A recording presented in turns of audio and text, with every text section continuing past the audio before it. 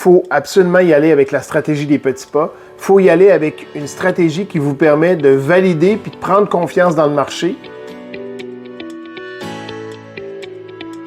Prendre confiance dans les clients et, s'il vous plaît, identifier un marché porteur. Non pas plusieurs marchés porteurs, mais plutôt un marché porteur par lequel votre innovation va rentrer, chez qui elle apporte la plus grande valeur. Et ensuite, vous attaquerez les prochains marchés. Il faut penser au lancement de nouveaux produits un peu comme un jeu de quilles. Quelle est la première quille que je veux abattre qui va me permettre de toucher ou d'abattre les autres quilles? Et ça se fait dans une séquence, ça ne se fait pas tout en même temps.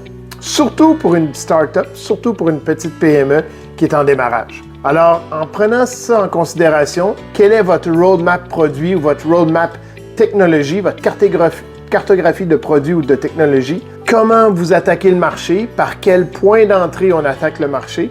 Ce que nous, on appelle communément le beachhead market, le premier marché porteur. Et comment on dérisque nos projets de développement de produits?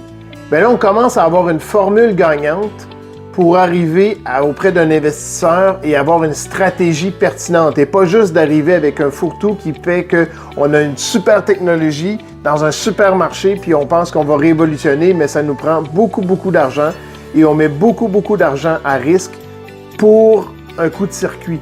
Visez plutôt les 4 coups sûrs qui vont vous permettre de rentrer au marbre avant de plutôt frapper un coup de circuit et probablement risquer de l'échapper ou de passer dans le beurre plus souvent qu'autrement. Parce qu'il ne faut pas se le cacher, en développement de produits puis en innovation, le taux d'échec reste malheureusement beaucoup trop élevé.